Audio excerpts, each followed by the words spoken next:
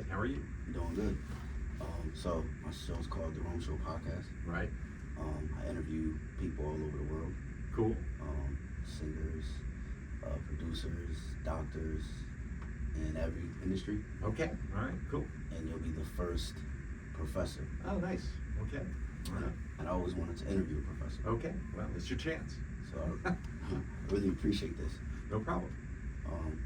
So for the people on my platform that don't know, can you tell them what kind of professor you are? Okay. I'm Gil Gelati, and I am a professor of English and Latin at Central Connecticut State University in New Britain, Connecticut. And I teach early American literature. I teach ancient Roman and ancient Greek literature, and I also teach Latin for the World Languages and Literatures Department here at CCSU. Wow, that's incredible. How do you balance life and teaching all those different subjects? Oh, well, I mean, it's I'm used to it. I've been doing this. I've been here at CCSU since 1992, so it's been a while. And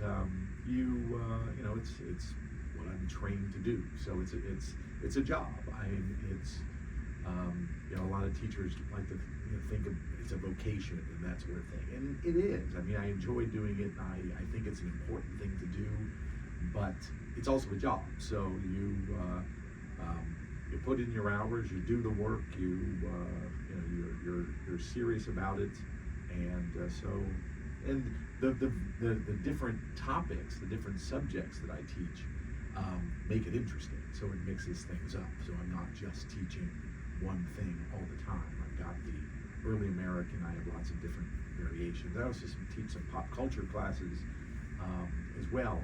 So when you have a 4-course load every semester like we do here at CCSU, it's nice to have variety. So. Right, and if you don't mind me asking, are you Latin yourself or no?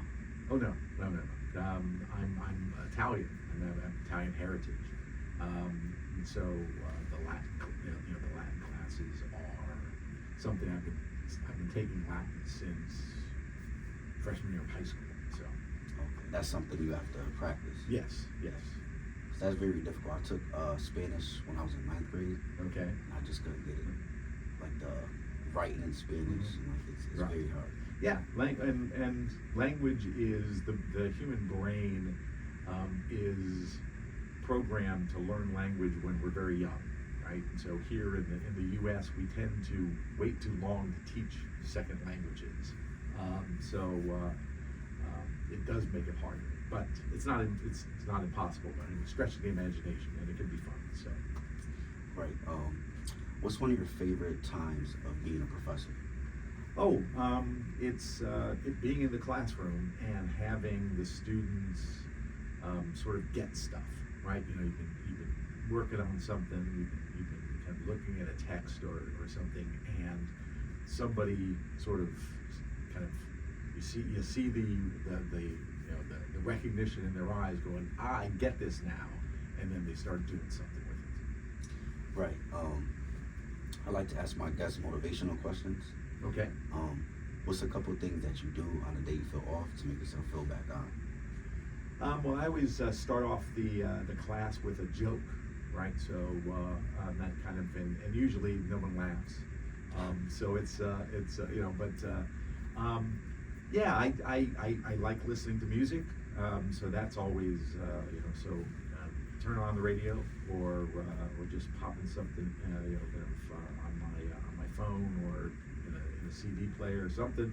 Even turntable. I have a turntable in my office. I have a turntable at home, and that always is playing something new, playing something old, whatever. It doesn't matter. Right. Do stuff to make you happy. Yes. Yeah. And before we wrap it up, I know you got a busy schedule.